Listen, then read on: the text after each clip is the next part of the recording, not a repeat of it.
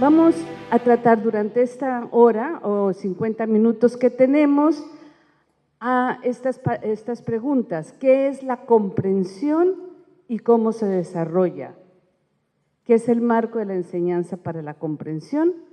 ¿Y cómo podemos enseñar experiencias de aprendizaje que apoyen a los estudiantes en el aprendizaje para la comprensión? Buenos días a todos. Nos encanta iniciar la sesión de hoy porque les vamos a pedir lo siguiente. Normalmente uno en estos eventos pasa mucho tiempo sentado, ¿no? Y uno quiere tomar nota y se quiere llevar toda la información.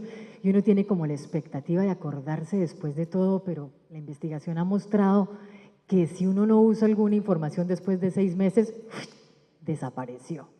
Entonces, como ustedes van a estar aquí sentados, les vamos a pedir, si quieres hazme un clic. También el profe hablaba de que uno de los dones más importantes del ser humano es el pensamiento.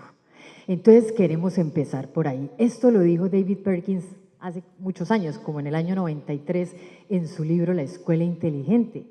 Y él dice, él propone que a menos que pensemos con las ideas y a través de las ideas, si no pensamos con las ideas, pues los procesos de aprendizaje no se van a dar. Por eso es que los vamos a invitar a usar una cuestión, una herramienta que se llama las rutinas de pensamiento. ¿Quiénes de ustedes, levanten la mano, están familiarizados o han utilizado rutinas de pensamiento? Bueno, muy bien, muy bien. Las rutinas son estrategias cortas, fuertes y efectivas que nos ayudan a promover y a usar el pensamiento. Entonces, en sus folders ustedes tienen una hoja blanca, ¿cierto? Patricia les decía que no hay necesidad de que tomen mucha nota, ¿no? Para que la información y los conceptos permanezcan, hay que hacer algo mentalmente. Entonces les vamos a proponer 3 cosas. Si ustedes dividen esa hoja blanca en 3 columnas, la primera se va a llamar conexiones. Cada vez que ustedes oigan algo que ya sabían, por ejemplo, si hablamos de Vygotsky y ustedes reconocen a Vygotsky, esa es una conexión, o algo de Piaget, etcétera. Conexión, ojalá sea una palabra o una frase. La segunda columna va para las ampliaciones. Si ustedes oyen algo que no se les había ocurrido antes o los lleva a pensar en una idea nueva, esa es una ampliación. Por ejemplo, yo quisiera retomar la cita que el profesor mencionó con respecto a la definición de educación. Eso para mí fue una ampliación y yo me quedo con eso, ¿cierto? Esas son las ampliaciones. Y finalmente, las cuestiones que no son muy claras o aquellas que son desafiantes. Usted dirá, muy bonito eso, pero cuando yo tengo en mi aula 50 estudiantes, cuando tienen que irles bien en las pruebas, cuando tengo que seguir currículos impuestos, etcétera, etcétera, eso puede ser un desafío. O cuestiones que no queden muy claras. ¿Les parece? Entonces la idea es que al final del día, ojalá puedan hacer este ejercicio con las otras charlas. ¿Por qué creemos que sirve? Porque ustedes están pensando con y a través de sus ideas, de algo que es relevante para cada uno de ustedes. ¿Les parece? Ok. Entonces vamos a empezar rápidamente hablando de dónde provienen las ideas. No podemos ganar gracias con avemarías ajenas. No son nuestras ideas. Las hemos venido trabajando, las hemos ido adaptando y las hemos venido utilizando durante más de 20 años. Pero estas ideas surgen del Proyecto Cero. ¿Cuántos de ustedes conocen acerca del Proyecto Cero? Ok, son más de los que conocen que los que usan las rutinas de pensamiento, según mi cuenta rápida. El Proyecto Cero ni es un proyecto ni está en ceros. Es una organización de investigadores sobre educación que forma parte de la Escuela de Graduados de la Universidad de Harvard. Este proyecto comenzó en 1967 gracias a las grandes preguntas que tenía un famoso filósofo allá de Harvard, Nelson Goodman. Él quería saber cuál era la posición de las artes en la educación. Cómo a través de las artes se desarrollaba el pensamiento, cómo a través de las artes se construían sistemas simbólicos. Entonces él, como buen gurú de esas universidades, se asesoró de Howard Gardner, que en esa época era estudiante de posgrado en la Universidad de Harvard en psicología cognitiva, y de David Perkins, quien era estudiante de posgrado en MIT en inteligencia artificial, y empezaron a hacer cuál era como el trabajo de campo para ver cuál era el estado del arte, de las artes en la educación, y se dieron cuenta que era muy poco lo que había. Iban a empezar de cero, razón por la cual se llamó el Proyecto Cero.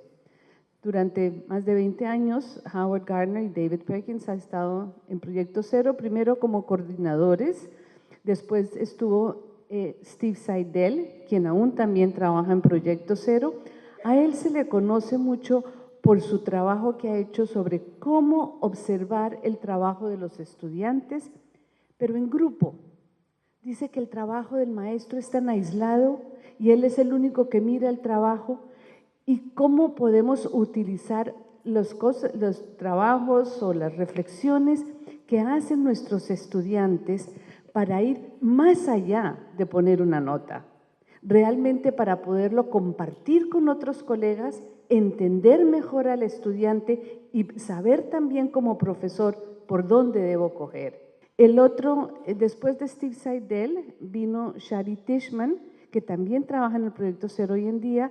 Ella ha trabajado todo lo que es cómo podemos aprender a través de los museos, todo lo que es el rol que juega una observación cuidadosa, la importancia de bajarle al ritmo. Nosotros vamos siempre corriendo y hay que hacer esto y hay que hacer lo otro. La escuela es un lugar muy activista. Y lo que nos están pidiendo es haga un pare y reflexione. Toda esa famosa metacognición que nos enseñaron en la universidad y que la palabra nos sonaba divinamente, pero no teníamos ni idea qué hacer con eso, es lo que nos están pidiendo. Cómo llevar ese desarrollo de procesos metacognitivos con los niños desde el momento en que entran a la escuela. Y hoy en día el director es Daniel Wilson. Él es matemático y también músico y ha trabajado mucho sobre organizaciones que piensan, organizaciones que comprenden, toda la cuestión del liderazgo. Ha estudiado, él hizo su disertación de doctorado sobre el lenguaje que ayuda a promover un liderazgo que realmente funcione, un liderazgo efectivo, eficaz y de calidad. Todos ellos, el hilo conductor tal vez son las artes. Howard Gardner toca piano, David Perkins es artista innato, Steve Seidel estudió drama, Shari Tishman ha trabajado con todo lo de los museos y Daniel, como les decía, es músico. Entonces, el gran hilo conductor del Proyecto Cero han sido las artes, pero hoy en día trabajan muchas otras investigaciones que no están dirigidas exactamente al arte, pero de alguna manera juega un papel importante. Que además de las artes, durante los últimos 10 institutos de verano en el Proyecto Cero han agrupado el trabajo de investigación como en 4 grandes líneas. Como lo decía Patricia, no solamente es la idea de aprender de las artes, sino aprender a través de las artes. Otra gran línea, al pobre Howard Gardner lo invitan solamente por lo de las inteligencias múltiples y el trabajo que él ha hecho es magnífico en definir las cualidades de un trabajo de calidad, de cómo cambiar las mentes, que es lo que vamos a estar reflexionando mañana. Sin embargo, él ha trabajado también todo lo que tiene que ver con la idea de la tecnología y los contextos contemporáneos para el desarrollo del aprendizaje de los jóvenes. Eso es como otra línea grande. Hoy y mañana nos vamos a enfocar en la tercera y la cuarta, que es la que de alguna manera ha tocado nuestro trabajo en los últimos 20, 22 años. Una de ellas, a nosotros nos gusta llamarla como, hazme clic, como marcos. Esto lo dijo David Perkins hace muchos años también, porque es que uno está muy dado como maestro a que me cuenten cómo, ¿no? A que me den la receta, como a la metodología. Pero lo que nos ha gustado mucho, especialmente el trabajo que vamos a compartir sobre la enseñanza para la comprensión, es como lo que le sucede a uno cuando va a tomar una fotografía. Nosotros podemos tener la cámara que tiene aquí el señor, pero a ustedes no les pasa que unas fotos salen mejor que las otras. Y uno dice, oiga, pero yo estuve en el mismo lugar y a mí ¿por qué no se me ocurrió tomar la foto en ese sitio? Esta es la idea del marco. El marco nos organiza las ideas, nos pone a nosotros como sujetos activos, ¿cierto? Y nosotros decidimos en dónde poner el ojo, cómo enmarcar el trabajo. Entonces, lo que vamos a compartir hoy, que es el marco de la enseñanza para la comprensión, y allí se vincula la idea de las inteligencias múltiples, porque ¿para qué utilizo yo las inteligencias múltiples si no es para desarrollar la comprensión de mis estudiantes? Y la otra línea, que tiene que ver con el título de la primera charla, que es cómo crear una cultura de pensamiento, la vamos a trabajar mañana. Y esta idea vincula otra que hemos visto aquí también en Argentina y en muchos lugares es muy conocida, que es toda la idea del visible thinking, de hacer el pensamiento visible. Entonces, todas estas herramientas de visible thinking, ¿cómo se utilizan para que realmente haya una transformación en el aula? Entonces, hoy nos vamos a poner el sombrero de diseñadores de oportunidades de pensamiento cuando pensemos en el marco de la enseñanza para la comprensión. Pero para que eso sea efectivo, un diseño puede sumergirse, puede naufragar, si las condiciones de la cultura no nos permiten que realmente eso se lleve a feliz término. Por eso es que mañana vamos a estar reflexionando sobre el tercer marco, que es el que tiene que ver con la idea de una cultura de pensamiento y cómo hacerlo visible. Como vamos a estar hablando de comprensión, queríamos presentar esta definición, porque es interesante, porque aquí, esta es como la definición que han dado los investigadores, pero también ellos hacen una distinción muy importante. Una cosa es el conocimiento, ¿cierto? Conocimiento, los datos, las ideas. Y otra cosa es la comprensión, es decir, lo que yo puedo hacer con esas ideas, pero en un contexto diferente. Entonces, cuando estamos hablando de la comprensión, estamos hablando de la posibilidad de que, fíjese, la primera palabra que aparece en la definición es pensar y actuar flexiblemente. ¿Y para qué? Para algo que mencionaba Patricia, es para transformarme a mí como persona y ojalá en la sociedad. Entonces, tenemos los conocimientos. Rápidamente, un ejemplo que también da David Perkins, debe tener las orejas coloradas. Él dice que el conocimiento es como un balón. Tenemos las ideas, los conceptos, los hechos. Pero cuando yo comprendo, si estoy en un partido de fútbol y no tengo balón, pues partido no hay, ¿cierto? Se trata de ¿qué? De lo que el estudiante, el jugador, hace con ese conocimiento. Es como la llave.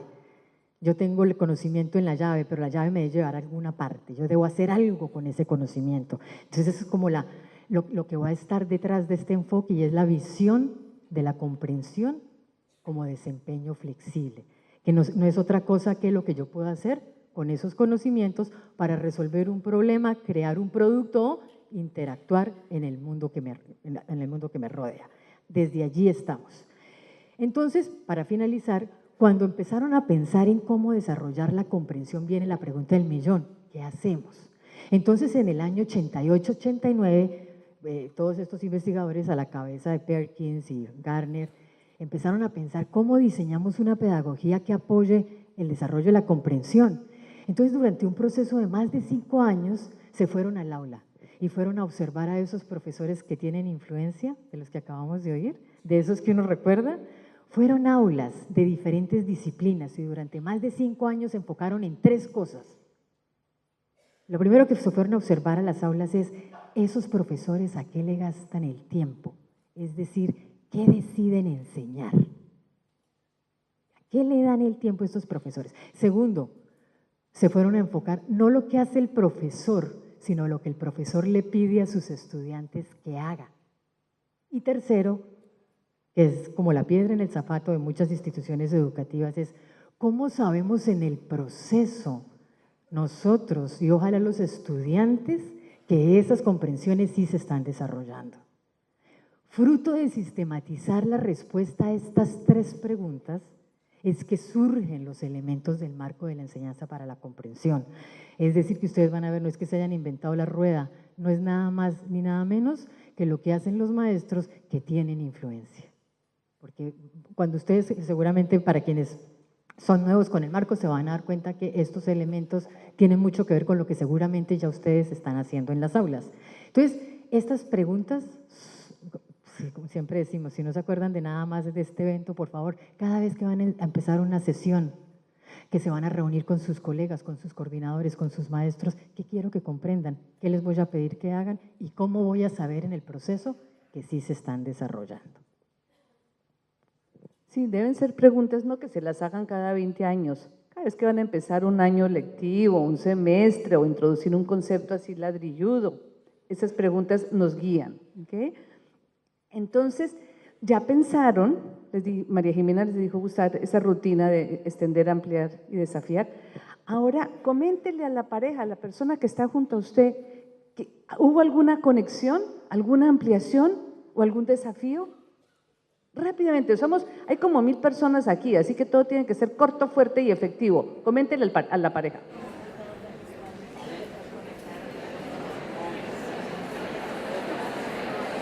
Muy juiciosos ustedes. Esto sucede en Colombia y uno dice que por favor no más y todo el mundo sigue hablando. Ok, gracias. Entonces vamos a hablar del marco de la enseñanza para la comprensión. Y quiero recordar nuevamente lo que dijo María Jimena al principio. No traten de llevarse todo, que no vale la pena.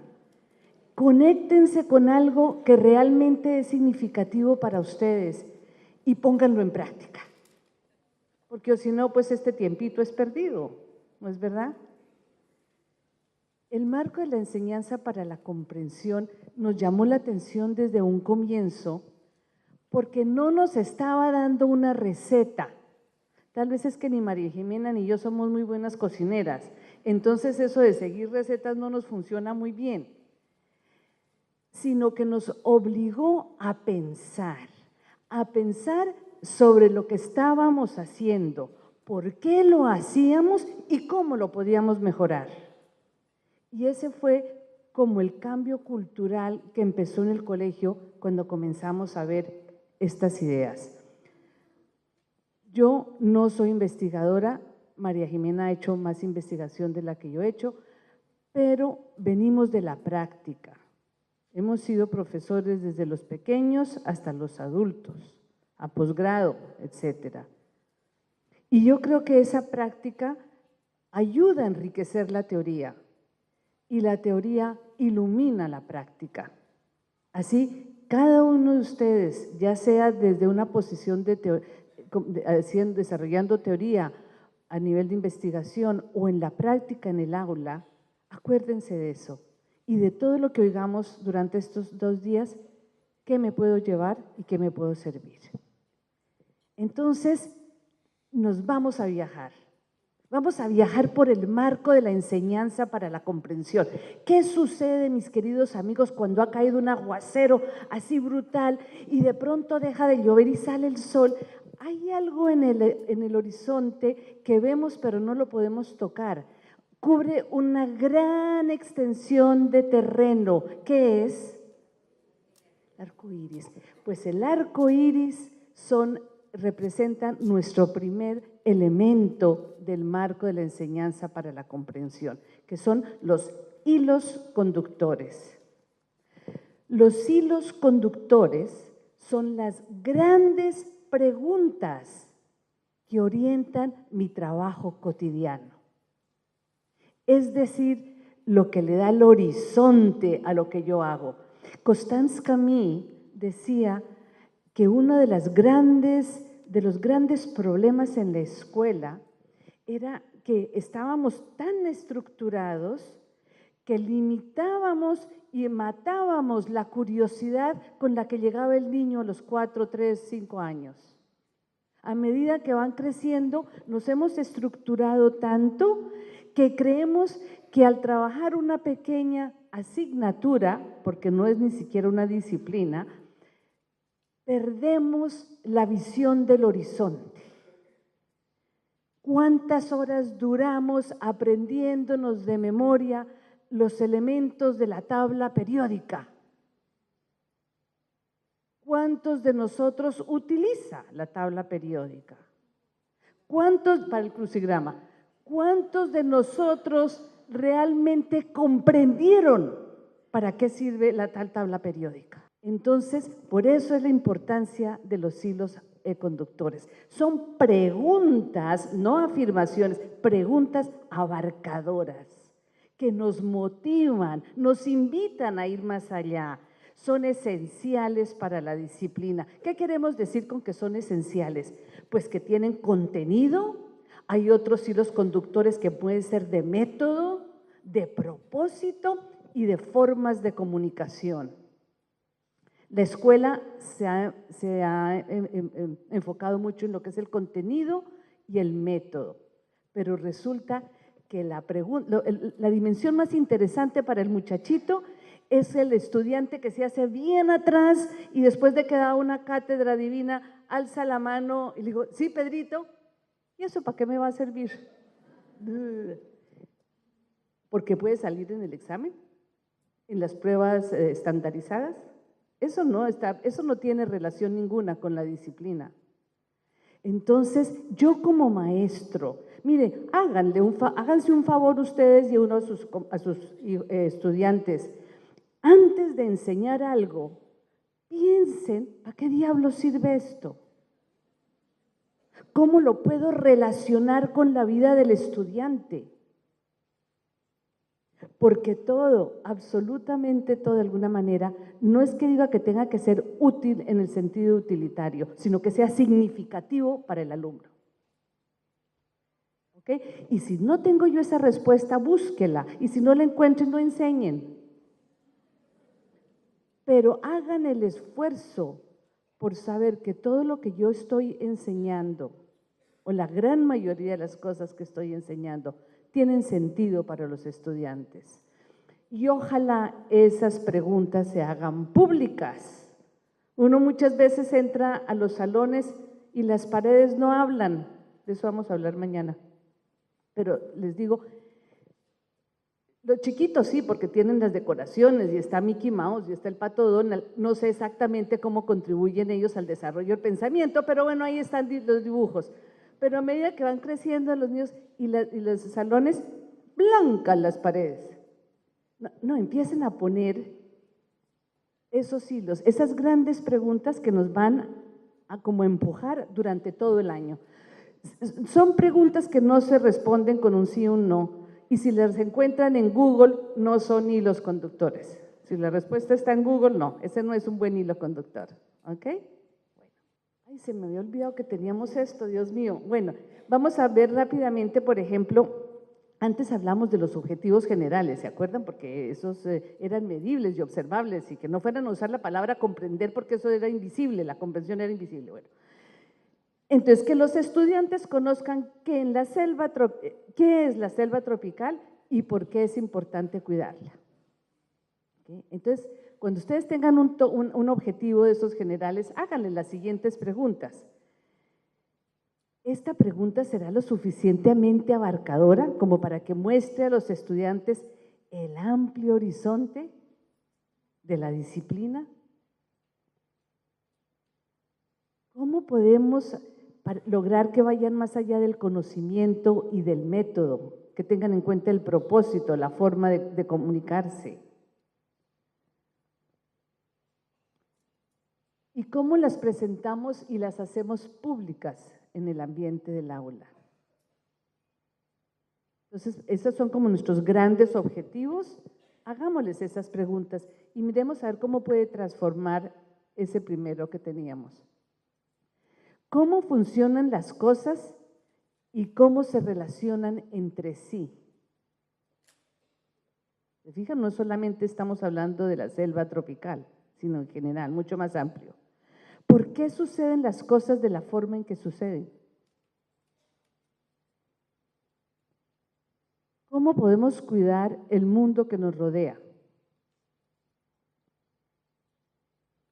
Entonces, si esas preguntas, que son mucho más amplias, las empiezo a poner en el aula, desde el momento en que llegan los alumnos el primer día, sin ni siquiera hablar de ellos, a ver cómo empieza a cambiar la cultura. ¿Ok? Un segundo elemento es el tópico generativo. El tópico generativo es como el nombre que le vamos a dar a la unidad. Pero ese nombre va a representar como el evento, la información o el concepto, mejor dicho, que es esencial, que yo necesito que los estudiantes durante los próximos 2 o 3 meses vamos a estar pensando en eso. Nosotros por enseñar una cantidad de arandelas dejamos lo esencial, se queda por fuera, no hubo tiempo para enseñar eso. Entonces tenemos que traerlo a la mente, hacerlo consciente de ese tópico. Deben ser tópicos que sean asequibles a los estudiantes. En segundo elemental no vayan a enseñar fracciones, no duren 2 meses enseñando fracciones, no sea que les pase lo que me pasó a mí. Después de 2 meses ya todos recortaban la media naranja, todo divinamente, presentaron el examen, les fue bien. 2 días después de haber acabado la unidad, estaba yo en mi escritorio, había 2 niños, uno lleva una barra de chocolate y hoy cuando uno le dice al otro, yo me pido la mitad más grande. 2 meses habíamos estudiado fracciones. Okay. Bueno, esos tópicos deben ser interesantes. ¿Cuántos de ustedes se van a morir de la emoción porque durante 2 meses vamos a estudiar el pluscuamperfecto? ¿Cuántos de ustedes van a emocionar porque durante 3 meses vamos a estudiar las, ¿cómo se llaman? Las ecuaciones cuadráticas? Pero, o fracciones, en este caso, tenemos que hacerlos interesantes. Entonces miremos, y esos tópicos pues tienen también conexiones con otras disciplinas, con otros campos del saber. Miremos, por ejemplo, entonces teníamos lo de la selva tropical, ¿se acuerdan? Entonces, ¿cuáles eran los temas tradicionales? Las características de la selva tropical. ¿Cómo vamos a cuidar la selva tropical? Háganle las siguientes preguntas. ¿Cuál es el concepto principal de este tema? ¿Qué de lo de la selva tropical quiero que los estudiantes comprendan? ¿Por qué este tema es realmente interesante e importante para la vida de los estudiantes? ¿Qué voy a pedirles que hagan que de alguna manera puedan hacer este tema significativo? ¿Y qué tan asequible es este tema para los estudiantes y para poder ir a mayor profundidad? Entonces vamos a cambiar el tema. Ya no vamos a hablar, vamos a trabajar la selva tropical, pero el área ciencias naturales, el concepto, tengan en cuenta, por favor, cuál es realmente el concepto que ustedes quieren enseñar a través de esa unidad. Interdependencia, es el que yo quiero trabajar esta vez, quiero hacerlo, ese concepto me parece importante. Entonces, posibles tópicos generativos, yo no les voy a decir a los niños de 5º o 4º elemental, vamos a estudiar la interdependencia, porque tampoco es que se van a morir de la emoción. Pero entonces puedo poner, por ejemplo, ¿cómo sé que estoy vivo? El vínculo más débil, el planeta y yo, todo esto es dependiendo de las edades, inclusive la misma selva tropical. Sí, eso le llama la atención a los estudiantes, pero lo importante es que ustedes como docentes sepan con claridad cuál es el concepto que está detrás de lo que van a estar estudiando. En primaria todos hablan sobre el sistema solar. El sistema solar no lo entienden ni nosotros. Necesitaríamos mucho más física, matemática, etcétera, etcétera. Pero lógicamente el sistema solar, lo mismo que los dinosaurios, es algo que le llama la atención a los niños. Pero lo importante no es si es el sistema solar o los dinosaurios, es cuál es el concepto que está detrás de eso. ¿Cómo quiero llegar a el concepto de interdependencia a través de estudiar la selva tropical? O a través de estudiar los dinosaurios, también, etcétera. Y el otro, respiremos profundo, es que esto hacerlo en tan poco tiempo es un poco cruel, pero bueno, tenemos las metas de comprensión, es otro elemento muy parecido a los hilos, pero ya son más observables, son cuantificables, son más concretos. Y eso viene a ser lo que hablábamos tal vez antes como los objetivos específicos. Esas metas deben ser claras y deben estar dirigidas a la comprensión, no a la acción. Por ejemplo, Típico. Enumerar 5 animales que viven en la selva tropical. Era uno de mis objetivos. Identificar 3 razones por las cuales la selva tropical está en peligro. Crear una maqueta de la selva tropical. Escribir un ensayo sobre la importancia de la conservación del planeta. Yo no digo que eso esté mal, pero eso no son objetivos, eso son acciones. Eso es lo que yo le voy a pedir al niño que haga, y lo que tengo que preguntarme es, después de hacer todo esto, ¿qué realmente va a comprender? ¿Cómo cambiamos ese enfoque? ¿De qué manera estos objetivos muestran claramente a los estudiantes el horizonte hacia donde se quiere llegar? Nuevamente es abrir las mentes de los estudiantes. ¿Cómo lograr que los objetivos comuniquen las comprensiones que los estudiantes quieren alcanzar? Realmente, después de que hagan esto y esto y esto, ¿qué van a comprender los niños acerca del concepto de interdependencia? ¿Qué van a aprender ellos de la selva tropical que me lleva a ese concepto? Las metas que pondría yo en este momento, después de haberle hecho este cambio de pasar de lo tradicional, sería: los estudiantes desarrollarán comprensión, porque la comprensión total no lo van a lograr, nadie. Entre más comprendemos algo, más nos damos cuenta de lo que nos falta por comprender. Entonces vamos a desarrollar comprensión acerca de, 1, cómo se conecta la supervivencia de los mamíferos con las otras especies. Van a desarrollar comprensión acerca del equilibrio en un sistema y cómo lo que ocurre con un organismo en un ecosistema afecta a otros tipos de organismos. Mejor dicho, lo que yo hago, ¿qué repercusiones tiene? El impacto de las políticas de conservación y mis prácticas en el medio ambiente. Esas son las 3 metas que yo quiero que los estudiantes desarrollen comprensión. Es que hasta ahora, ¿se acuerdan las 3 preguntas iniciales? ¿Ya se les olvidaron? No, las anotaron, ¿cierto? ¿Qué queremos que los estudiantes comprendan? ¿Qué les vamos a pedir y cómo lo vamos a saber? ¿Cierto? Hasta el momento solamente se ha estado tratando de responder ¿cuál? La primera, ¿cierto? Pero ha sido como en diferentes extensiones. Los hilos y las metas son un elemento, solamente que es la perspectiva amplia y la perspectiva concreta de la meta y el tópico. Entonces, pues hasta ahí chévere, ¿no? Uno puede volverse un genio haciendo hilos, haciendo metas, pero creo que todos sabemos que el momento de la verdad sucede cuando uno entra al aula, cierra la puerta y pone en escena el plan. Y allí es donde vienen los desempeños de comprensión. Esto va a ser un viajecito bien corto, fuerte y efectivo porque nos quedan como 5 minutos. No, creo que sí. Bueno, ahí me dicen. Bueno, no preguntas. Entonces, cuando estamos hablando de los desempeños, los voy a invitar a que ustedes piensen en las actividades que ustedes les piden a los niños que hagan, ¿ok? Y vamos a ver estos 4 criterios, cómo cambian de pronto mi perspectiva, cómo la reafirman o qué idea nueva me dan. Cuando estamos hablando de los desempeños, estamos hablando de que son actividades ricas y variadas, pero con un ingrediente fundamental, y es que están centradas en el pensamiento.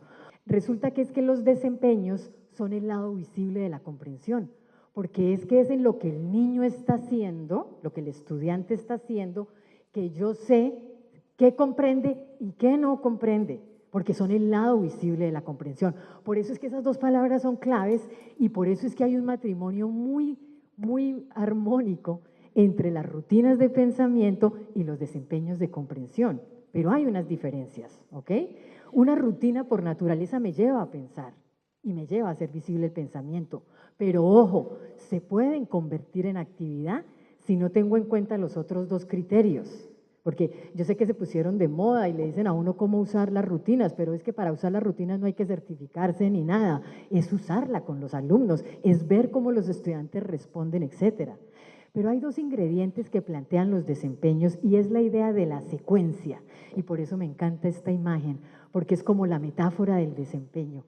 La secuencia que hace referencia a que yo inicio el proceso con los niños, explorando todo eso de la cuestión de los conocimientos previos, con qué llegan, cuáles son las concepciones erróneas, posibles estereotipos, cómo arranco desde ahí a través del viaje y al final de un proceso de investigación guiada llegar a un proyecto final de síntesis. Entonces, a nosotros, por ejemplo, cuando uno trabaja con niños de primaria, de bachillerato, incluso de universidad, les sirve mucho pensar al final, ¿no? Y devolverse, como el backward design. O sea, si los estudiantes deben comprender la relación entre perímetro, volumen y área, ¿qué deben saber hacer? Entonces uno, bueno, ¿qué proyecto me permite que el alumno sintetice esta cuestión y devolverse? Resulta que con el trabajo que hemos hecho con los últimos años, cuando uno trabaja con niños, nosotros estamos trabajando con niños desde 1 año, toda la fase de preescolar, el proyecto final de síntesis puede ser amplio, porque depende también de qué, de los intereses de los niños, porque allí es más, como más abierto. O sea, lo que quiero hacer con esto y quiero hacer énfasis es que esto que nosotros les estamos compartiendo y es algo que el marco de la enseñanza para la comprensión no es una metodología. No me está diciendo que yo tengo que seguir unos hilos, unas metas, porque si yo digo que es que lo tengo que hacer así, ya lo maté. Porque realmente lo que queremos compartir al plantear esos 4 criterios es que me ayuden a ver a mí mi trabajo y cuáles de estas cosas me ayudan a mí a cambiar la perspectiva, ampliar la visión. Finalmente, con la idea de los desempeños, la palabra de dirección tiene que ver con que esas cosas que yo le pido a mis estudiantes que hagan deben tener un propósito. ¿Y el propósito lo da qué? Todo eso que se estuvo definiendo cuando Patricia me estaba hablando de las metas. O sea, si yo no sé para dónde voy, cualquier camino me sirve.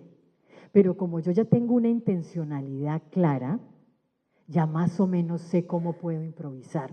Porque esa es una lucha que uno también tiene en los colegios que le piden que planee hasta el saludo, pero ella, si es que con séptimo A me funciona una cosa y con séptimo B, esa era la lucha cuando Patricia se fue al colegio con el rector. Y dice, no puede ser que es que yo le diga exactamente, y entonces a mí me dijo una vez, ese rector me dijo, es que para poder improvisar hay que tener un buen guión.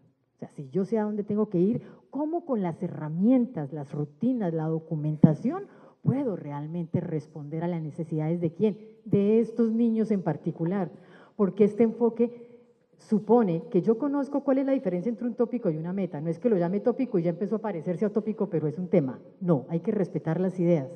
2, hay que respetar los contextos son diferentes. Y finalmente los procesos también. Entonces imagínense la magia y el trabajo tan desafiante y tan interesante nuestro. No me puede decir, yo mañana salude, vaya a la página tal, porque es que así no funciona. ¿Ok? Pero claro, eso también es parte del contexto, claro que sí. Pero claro, nosotros tenemos control sobre nuestro metro cuadrado, la familia también. Ok. Bueno, finalmente, y siempre lo dejamos para el final, pero ¿saben qué es la buena noticia? María Eugenia Cosini en la charla va a profundizar mucho esta idea con ejemplos concretos, para que no se quede como muy teórico, lo van a ver en ejemplos concretos en la charla más adelante. Pero quiero cerrar el último elemento, que es el que tiene que ver con la valoración continua. Y aquí hay una diferencia radical. Hay una diferencia entre evaluación final y valoración continua. La evaluación es cuando nos ponemos el sombrero de jueces, tenemos que dar una calificación, emitir un juicio acerca de los aprendizajes del niño. Desafortunadamente eso lo necesita la coordinación, los padres de familia, los padres de familia, etcétera. Pero desde el marco de la enseñanza para la comprensión, cuando estamos hablando de la valoración, estamos hablando de todo el proceso de retroalimentación que forma parte del ciclo de aprendizaje, ¿ok? Se parece más a lo que hacen los entrenadores y los profesores de educación física. ¿Aquí hay profesores de educación física? Brillan por su ausencia. Profesores de educación artística. ¡Ay, qué bien! Es que tenemos muchísimo que aprender de los maestros de educación física y de los maestros de educación artística, especialmente para los procesos de valoración. ¿Qué hace un entrenador cuando se lleva a sus muchachitos a un partido? El entrenador conoce muy bien cuáles son las habilidades de sus jugadores, ¿cierto? Con base en las habilidades arma la estrategia para que al final el resultado sea ¿qué? Positivo. ¿cierto? Si el entrenador se lleva a sus muchachos y les empieza a ir como regular en el partido, ¿el entrenador no se espera, ay, primer tiempo perdimos, segundo perdimos? No. ¿Qué hace el entrenador? Inmediatamente pide tiempo, reorganiza la jugada, les da información que sirve para qué, para que al final el resultado sea positivo, ¿cierto? Eso es lo que hace la retroalimentación, eso es lo que hace la valoración continua, ofrecer información para que al final los estudiantes desarrollen su comprensión. Obviamente aquí viene un desafío, y es que si usted tiene, como en mi caso cuando empezamos esto, 300 estudiantes a la semana, cuando a duras penas se sabe uno el nombre de todos los estudiantes y les dice pues que hay que retroalimentar a los estudiantes, pues terrible, quiere uno colgarse del primer árbol. Pero lo que aprendimos, y allí nuevamente la idea de las rutinas, la idea de la documentación es potente, porque es que resulta que la retroalimentación tiene que ir poco a poco delegándose en manos de quien aprende. Ya hemos empezado incluso con niños de 3 y 4 años a hacer rounds de retroalimentación. Y dicen, ay, pero es que son tan chiquitos que no pueden. No, sí pueden, siempre y cuando tengamos claridad de los criterios, de lo que esperamos. Claro que sí podemos contar con protocolos y con diferentes estrategias para ayudar a delegar la responsabilidad en manos de quien aprende. Creo que ya nos debemos callar.